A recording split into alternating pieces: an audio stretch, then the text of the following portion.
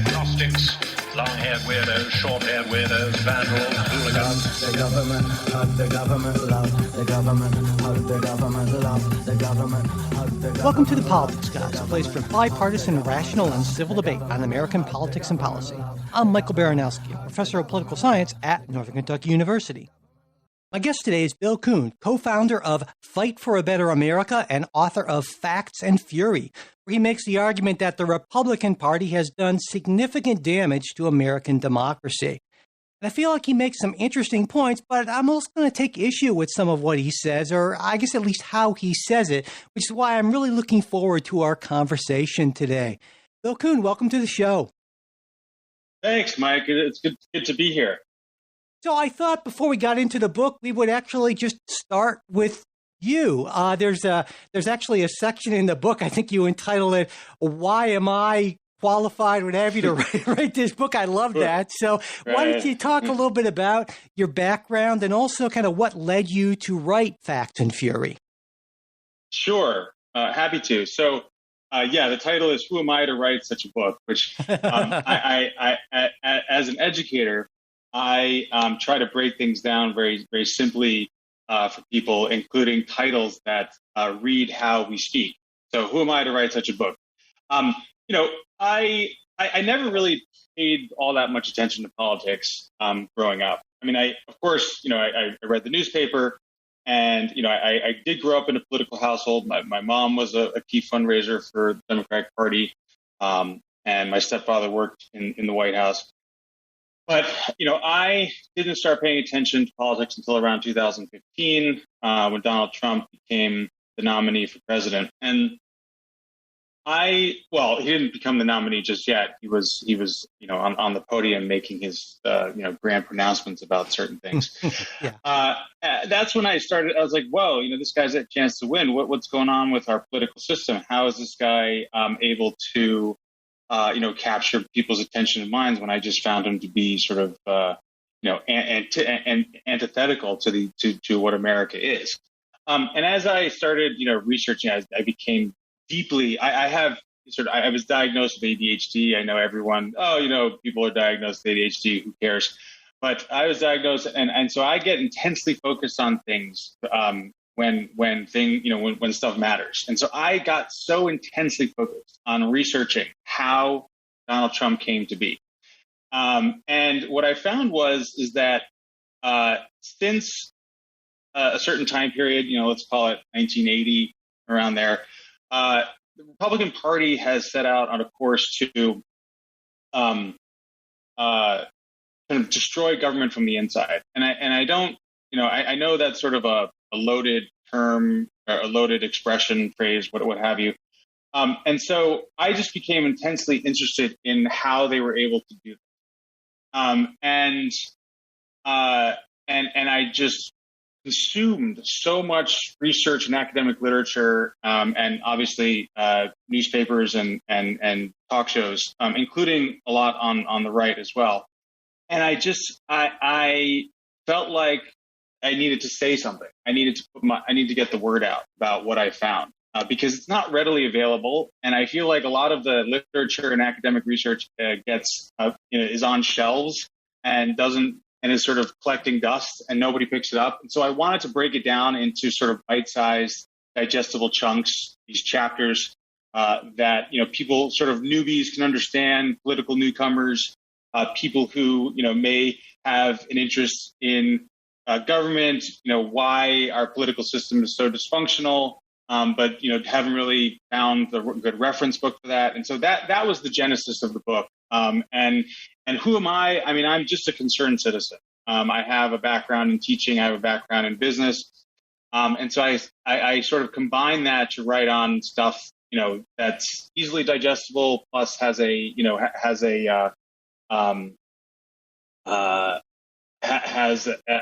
ways of explaining stuff that have utilized my business background.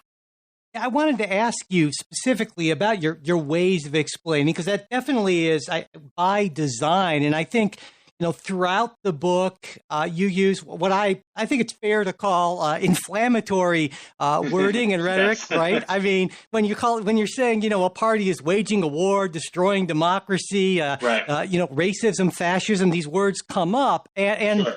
and even, and you own this in the introduction, you say, sometimes I curse because I can't help myself. And, and that's very much different than, say, academic writing in my world, right? Where you sort of strive for being even-handed and boring, I guess you could say. But I thought it's important maybe to talk about why you made a conscious choice to engage and to communicate in this specific way.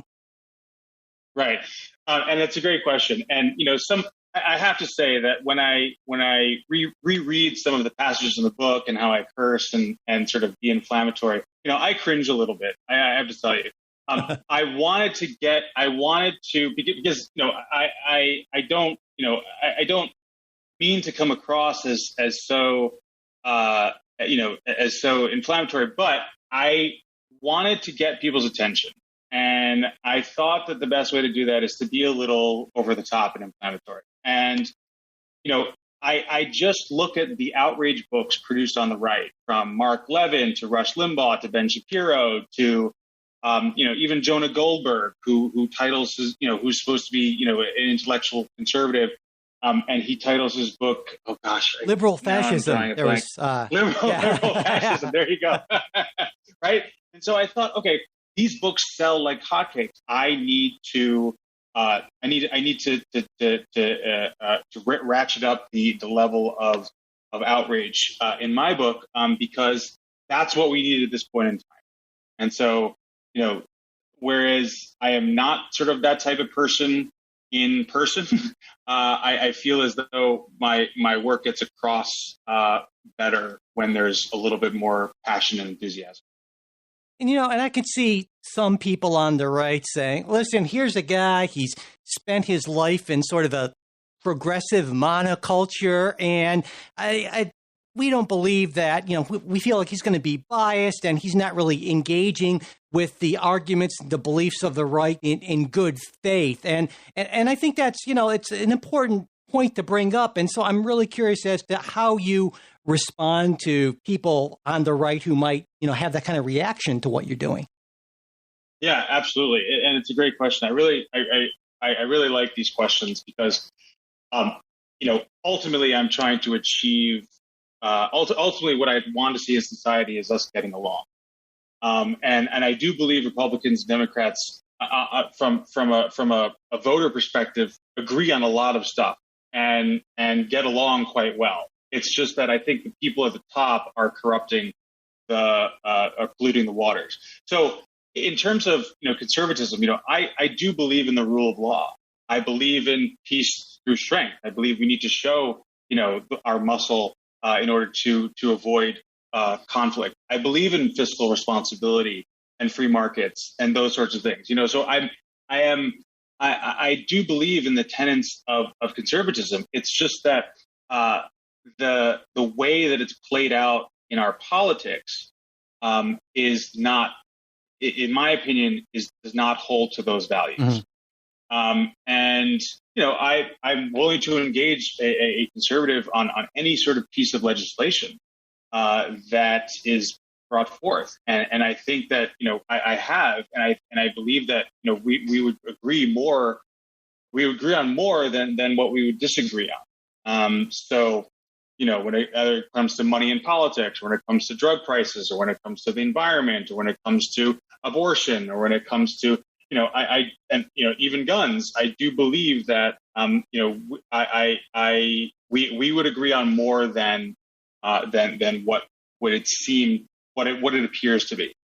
And so when you're talking about, when you talk about Republicans in the book, it sounds like you're actually making, or we should make, a distinction between, say, Republican office holders, Republican activists, and the, over 74 million people who came out and voted for Donald Trump. You're not lumping them all together then. Right. Yes, exactly right. So there's so many reasons why people vote Republican and Democrat. And frankly, the top the top bunch are not based on policy, sadly. People vote based on tribe, on team, on what they feel attachment to culturally.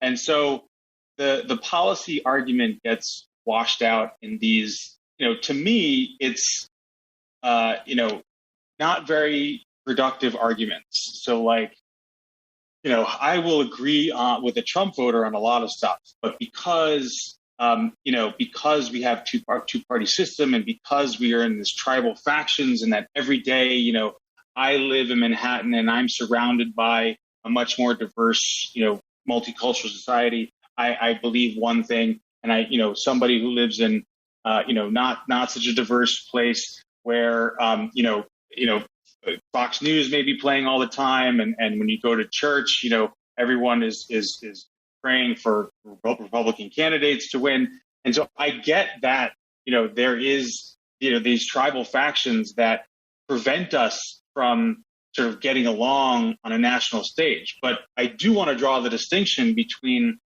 Republicans' leadership and the Republicans who are the voters, because again, I agree with a lot of, with the voters on a lot of stuff, but I believe it's the fear mongering and the rhetoric and just the arguments that are put forth by the top. And Democrats engage in this too. Don't get me wrong. During Trump, there's plenty of fear mongering and whatnot. I'm drawing a distinction because it's necessary to draw the distinction between elected officials and rank and file.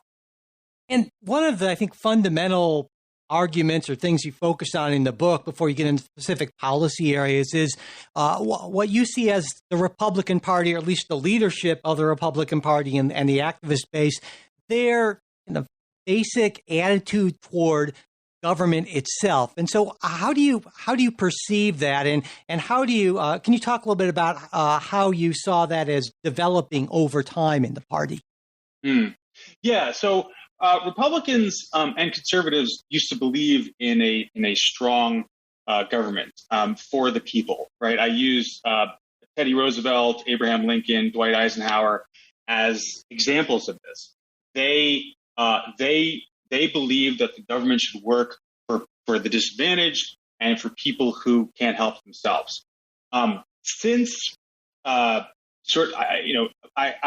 I do believe that you can trace a lot of the movement conservatism we see today back to the Civil Rights Act and Barry Goldwater, where Republicans started to become this different party where, it was no longer about government, helping people. It was more about how am I going to get rid of government? How am I going to,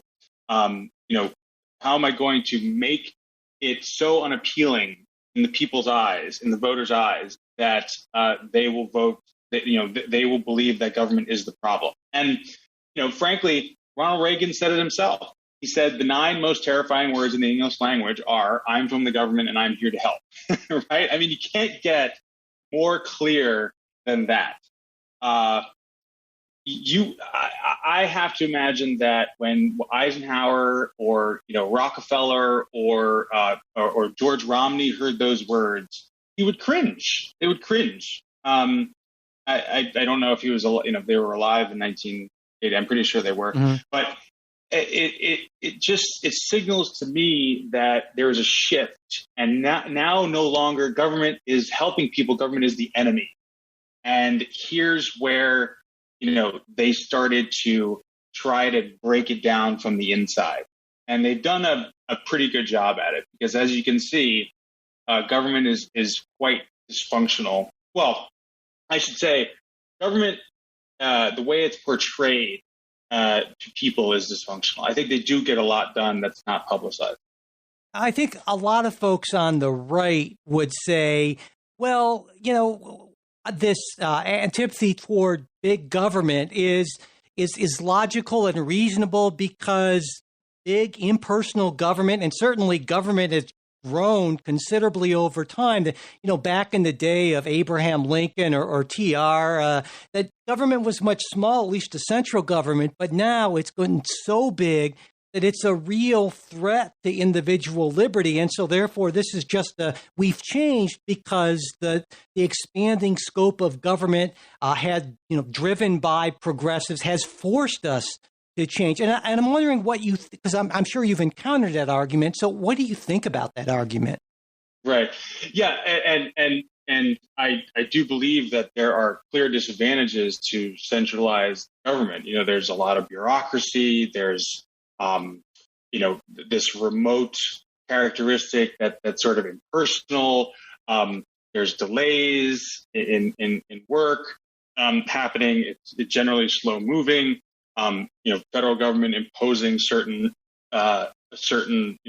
their will on states when the states are should have should be able to dictate their own future. Yes, and there I think there's a clear argument there to make.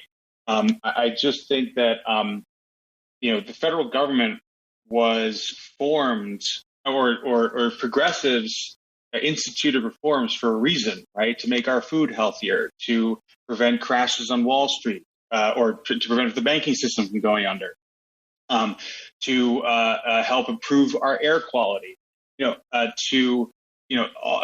institute certain labor laws that are universal throughout the states that I think are should be there. And so there's a reason why we have these reforms in place, because before that it was it disadvantaged a lot of people who could not fight for themselves. But I do believe in state self-governance, and I wonder if conservatives are so gung-ho about this limited government and sort of local control. I wonder what they would say to, well, if you truly believe in local control, then why not have the government closest to the people, the local, municipal government? Why are they not the most powerful as opposed to the state, right? I mean, conservatives at the state government level will impose very rigid restrictions on what municipalities can do. And municipalities, just like the United States, is an amalgamation of different of different cultures and backgrounds. So are states. I mean, you have people living in one state that are radically, that are totally different from each other based on ethnicity, background, and so why can't they, be the ultimate determiner of their fate and future? I just wonder how much of this limited government argument is just based on the fact that it's just politically inconvenient for conservatives. And, when we talk about the Republican Party's dislike of big government, you can contrast that, and you do in the book, with their view about big business. And in the section of the book, you look at the Republican Party's general relationship with private enterprise. You term it an unhealthy obsession. And maybe you could talk a little bit about how you see it as being unhealthy and obsessive. Right. So we have the most privatized government or privatized society in the world. I'm pretty sure I measured that reliably in the book, based on the number of state-owned assets. Right, we have a negligible amount of enterprises owned by the state in America. Right, whereas in Europe you have airlines, you have oil companies, you have all hospitals, right, the healthcare system, right? All of these, and then obviously China, which is totally sort of state sponsored. We are, leading the way in privatization, and yet they, conservatives in government want to push that even further. They want to privatize more and more schools, more and more healthcare systems, the Social Security, right? I mean, the very payments to individuals to secure their future. They want to make it, a market-based system, and on the surface, that doesn't sound all that bad. But studies have been shown that if we were to privatize Social Security, we were to completely privatize healthcare and completely privatize schools, the top of society would benefit, and maybe the upper middle class. The rest would suffer a great deal. What happens with privatization is it's called a creaming of the clientele. I use that term in the book, where if you are a business, you are incentivized to make products for the highest bidder. And you're incentivized to put your resources behind stuff that is expensive and has high margins. You are not incentivized to help create a product to help poor people because they don't have money, or lower middle class, or helping students who are poor with disabilities. Like the market-based system just doesn't work for certain things, right? And so that's why I believe that the idea that you can just privatize everything and let the market decide really does damage to a lot of people that don't have the advantages starting out, let's say. And I think, at least in part of the book, you make the argument that if these facts were presented to folks kind of stripped of the ideological associations, that in fact a strong majority of Americans of both parties would actually agree with this, but yet for a number of reasons that doesn't happen. And one of them that you look into in one of the sections in the book is electoral advantages you argue that Republicans have. And some of them are, I think, just baked into the structure of our system, the Senate, the Electoral College, and so forth. And I'm wondering, when you look at those sort of structural advantages, are those things where you say, well, we should change that sort of thing? Because there are plenty of people that say, it's worked pretty well for 100 plus in the Senate direct election, or a couple hundred years. We don't need to mess with these traditions that have stood us in good stead for so long. What do you think about changing things like that seem to give, at least now, a structural advantage to Republicans?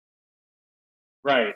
So I don't think that the founders envisioned that senators representing 10% of the population of the United States could block every single piece of major legislation in Congress supported by the other 90%.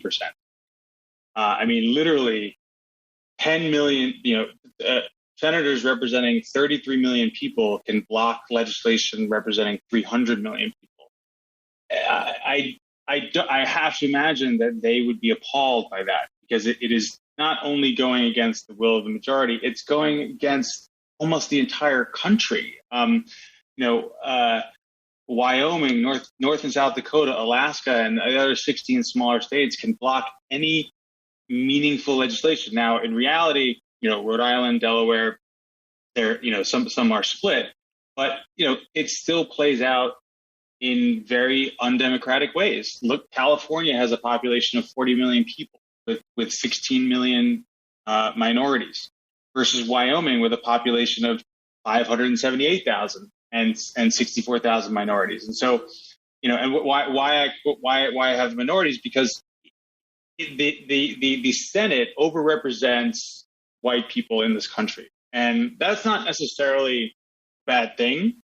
But if we want a more fair and equal society, there has to be better representation for everybody.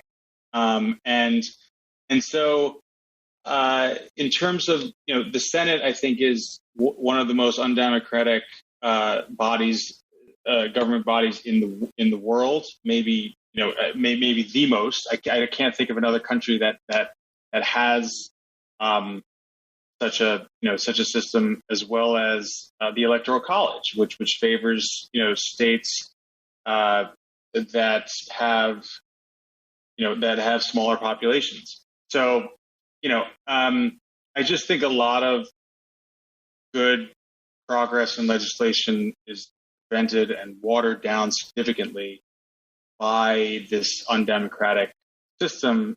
At first, it made sense when the population of Virginia was 750,000 and the population of Delaware was 60,000. But it's gotten so disproportionate. It does not make sense. And it leaves open the the more of a chance for corruption, because you can buy the smaller state senators easier if you're a corporation and just have them block votes. That kind of plays into listeners will know one of my sort of soapboxes or hobby horses is that the framers, while they may have put into place a lot of things that made a lot of sense for the 18th century, times change, and the Constitution is not the Ten Commandments or anything like that, and so we might want to. Right. But anyway, so there are right. also electoral concerns that aren't really baked into the constitutional structure, but they're things that we hear a lot, especially on the left, being raised. Gerrymandering comes up a lot, and you mention it in the book. And I know there are people who say, well, hey, the problem isn't gerrymandering. People on the left, progressives, are just upset because Republicans were smart enough to build up their ground game and control the state legislatures. Both parties do it. It's just Republicans are a lot more strategically savvy. And so there's nothing wrong with gerrymandering. Democrats are just being sore losers because they didn't do the work. And I'm wondering what you think about that. Yeah. Look, you're not going to. I'm not going to disagree with you that Republicans are smarter than Democrats.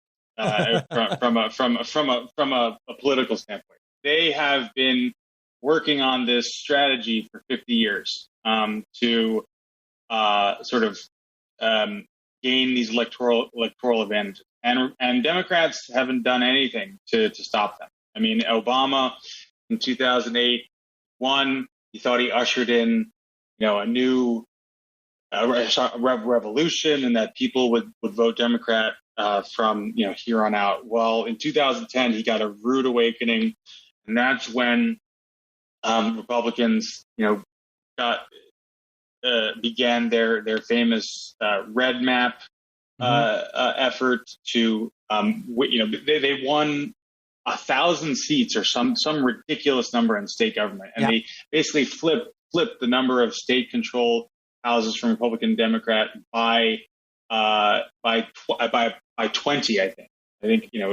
Anyway, so they planned this, it was well executed, and now we're living, in their reality with these extreme gerrymandering maps. And now that, now that there's a conservative Supreme Court, they're not doing anything about, they're leaving it up to the states to draw these maps, and in some cases, I think that they're even trying to preclude judges from weighing in, state judges from weighing in on maps too.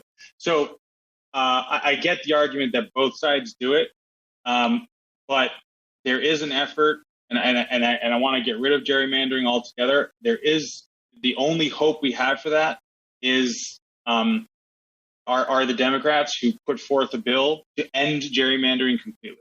So while the Democrats need to do it to compete in this sort of reality that we live in, because if they didn't, it would be a complete slaughter fest, every 2 years. But if you want to end it, if you want to end gerrymandering completely, the Democrats have put forth a bill to do so. And so I challenge, Republicans to get on board with that as well.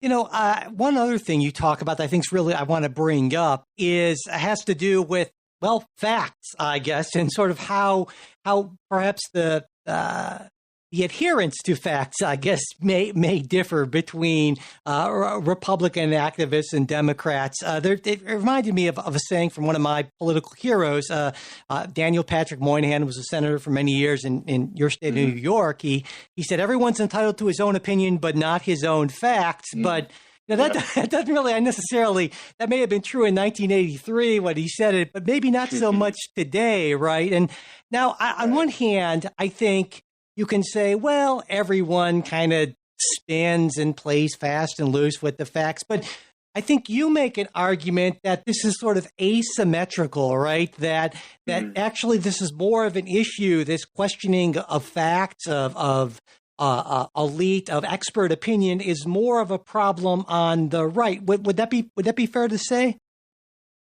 Yeah. So look, I realize that both sides can be untethered from reality and the facts. Don't get me wrong. I've heard some arguments on the left, and I read left Twitter that I'm just like, what? In what universe is this true? And it makes me sad, to see it from both sides. Just to give you an example, right? Live Science, which is a website that I like, that I read, and I believe they're trustworthy and fact-based. They did a fact check of the Republican Party platform in 2016, and when it came to just basic stuff like abortion and climate, and I can't remember off the top of my head, but they go down the list of the points in the key planks, and it's just like one falsehood after the next, just to further their view of something, and it got worse, with this whole Trump election fraud thing in 2020. What I believe is happening is that they're winning voters' minds based on a culture war, and they're appealing more to emotion than to fact and science. And whether that's making Fauci look like the devil, or whether that's skewering scientists and experts and all this. They're creating this atmosphere of ignore the experts. They are wrong. They've always been wrong. They're killing you.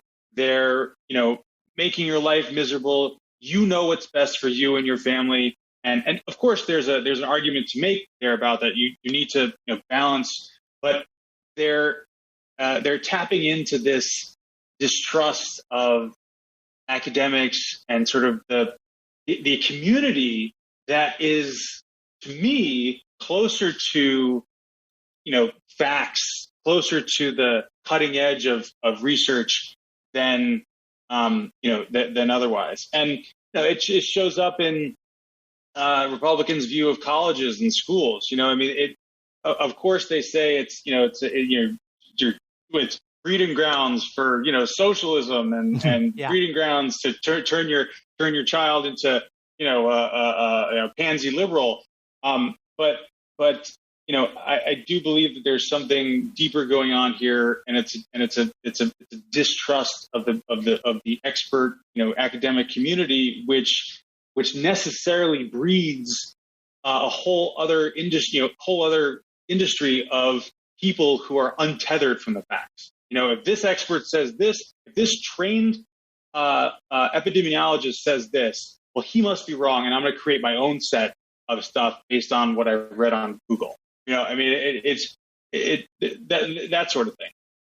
And you actually go through a whole bunch of issue areas in one section of the book about how you feel that the Republican Party has taken what I think it'd be fair to say you feel to be actually unpopular policy positions and turned them around and made them more popular, but through manufacturing outrage, manufacturing division. And again, you cover a lot of issues, but you brought up abortion. And I think given the current, post-Roe landscape, this is maybe a particularly a salient one. So I was wondering if you could talk a little bit about how you see sort of the Republican messaging on abortion and where you think it's just sort of problematic and wrong-headed.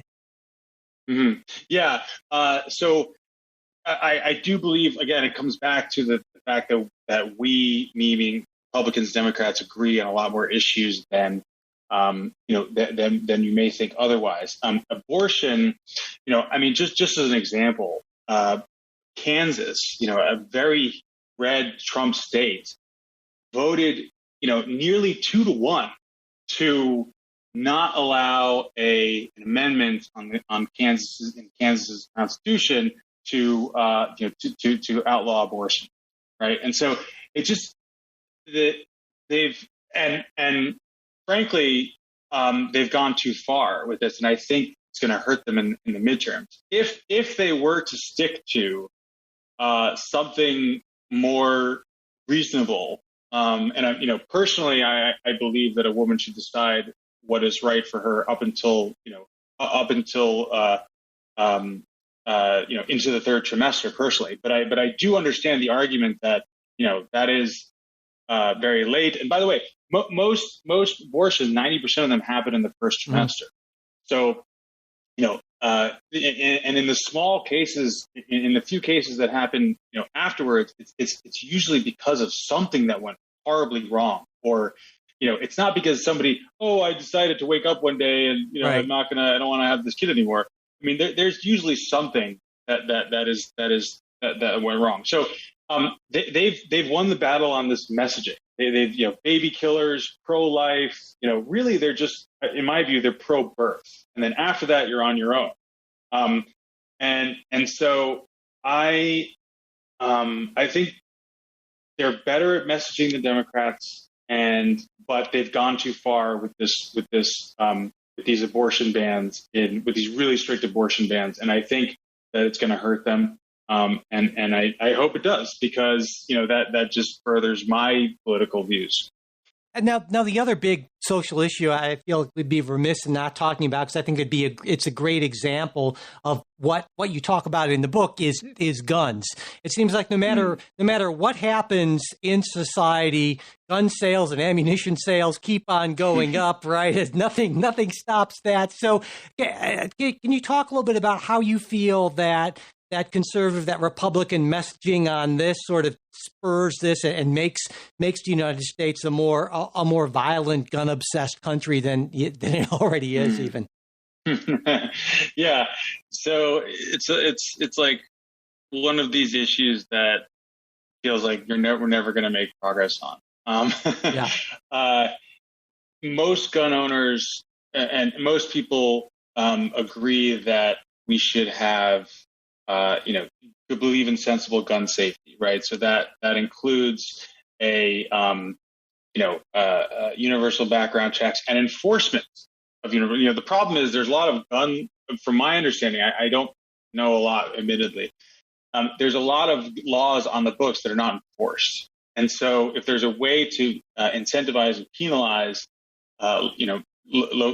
localities or states that don't enforce laws, then I think that's a step in the right direction. I think that there should be the same sort of tests when you drive a car for owning a gun. I think that 18-year-olds should not be able to walk into a store and buy AR-15s without and as many as they want. Gun ownership needs to be responsible, because it is, it's a recreational tool, but it's also a weapon that kills people, clearly, and we have an epidemic of gun violence in this country. Mental health is an issue. We can support both. Conservatives harp on mental health. Good, let's do both. Let's make it so it's harder to get a weapon in this country. And that people, go for mental health, support when they need it. There are people on the left that make the arguments of take the guns, and I do think that's that's overplaying their hand. Of course, we're not going to take guns. Taking AR-15s is actually supported by a majority of this country. There's a 60, last time I checked, 65% support banning AR-15s. So, taking guns is taking all the guns. No, there's little support for that, even on the left. And that's an argument that the right likes to sort of take and shine a light on.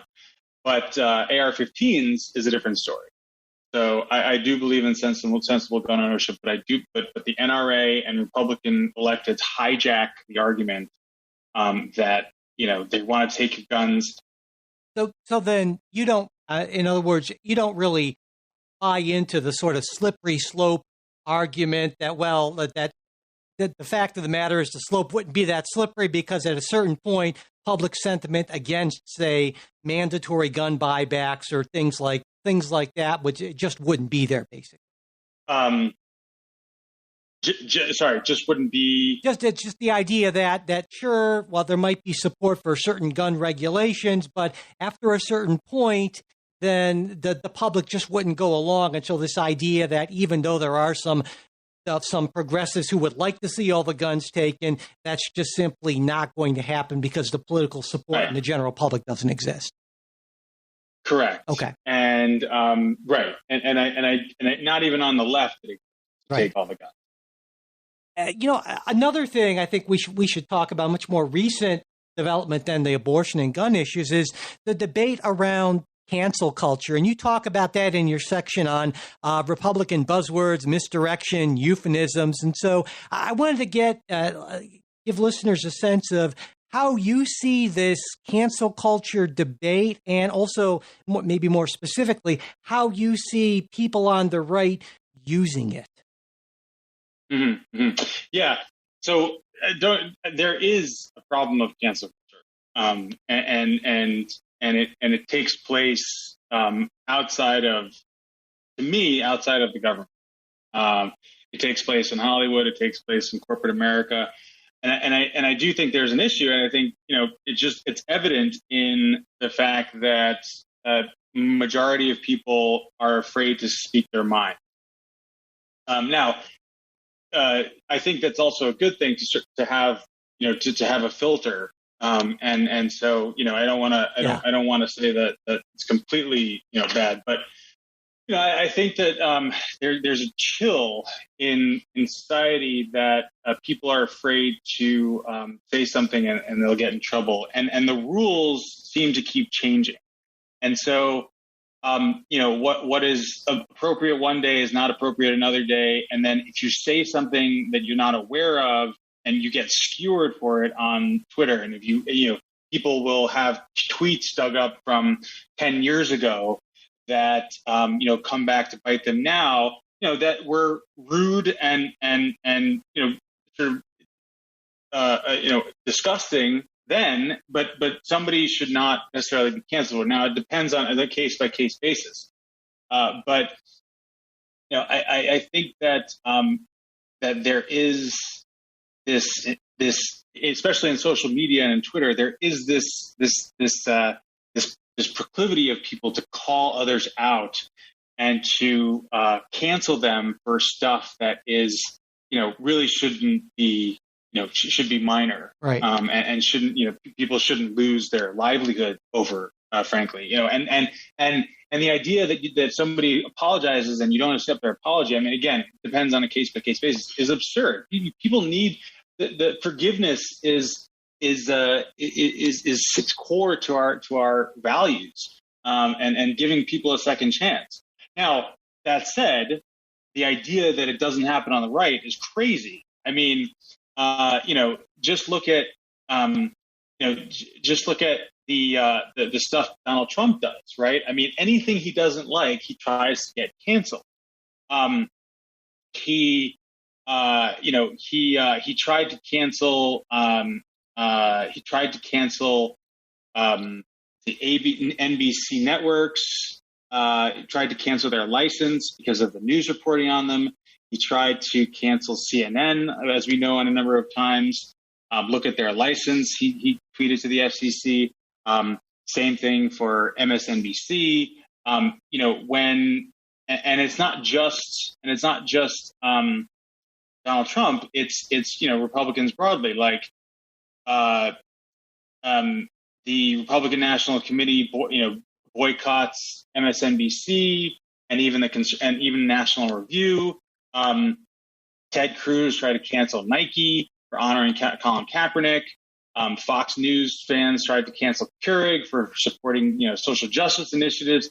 It goes goes on and on. So we're both guilty of it. It's just that it feels like it's a bigger concern amongst the secular left and Hollywood and corporate America. Yeah. So let's talk a little. I mean, the book focuses clearly on Republicans, but I wanted to ask you about Democrats because, of course, we're half of the country, a little more than half of the country, right?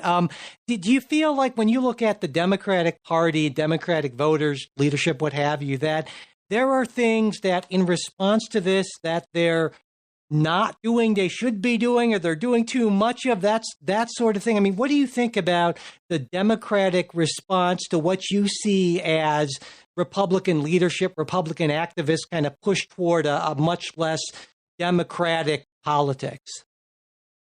Yeah, I mean, the first thing they need to do is they need to publicize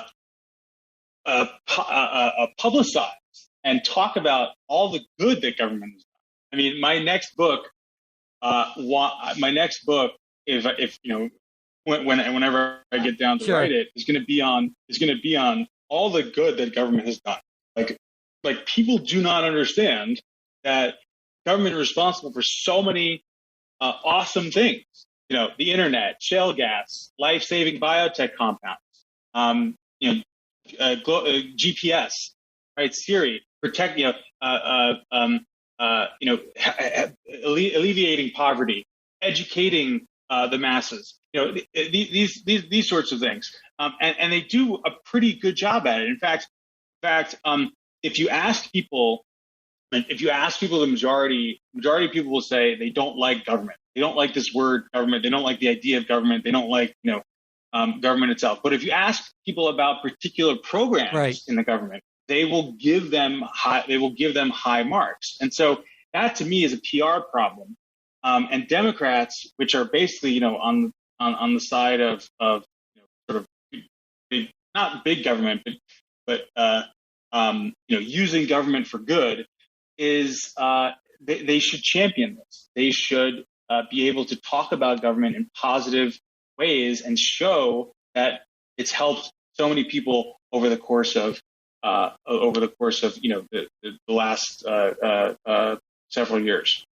And looking to the Republican side, I mean, it sure does seem that at least a big segment of the party has been captured by, if not Trump personally, certainly Trumpism. You look at figures like DeSantis and others and so forth. And so it seems to me that your ideal, if you will, of the Republican Party was maybe kind of Eisenhower-ish sort of Republicans, and you get into Goldwater and that kind of shift to the right. I mean, do you see any sort of a viable path, I guess, for those sort of more traditional Republicans, if you will, Republicans who believe in those sort of things, to regain more prominence, more power within the party?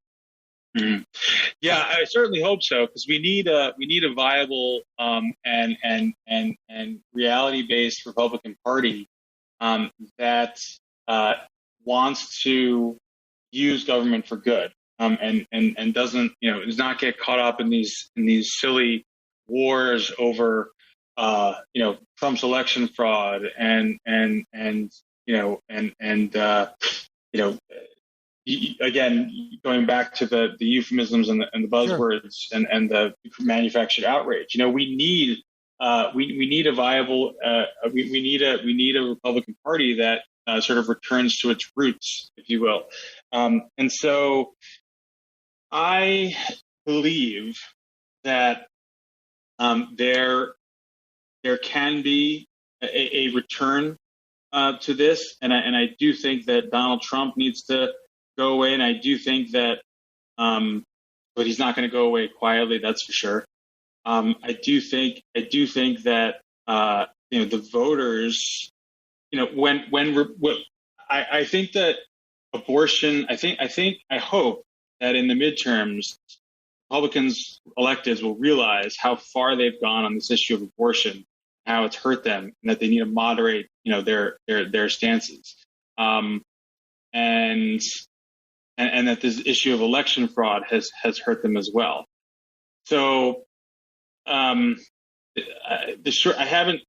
haven't done a lot of thinking about it, but I do believe that it is possible, and that we can achieve it in the next. And frankly, Democrats need to change as well. Like, we can't have corporate Democrats leading the charge, who are way past their prime and sort of out of touch with the working class.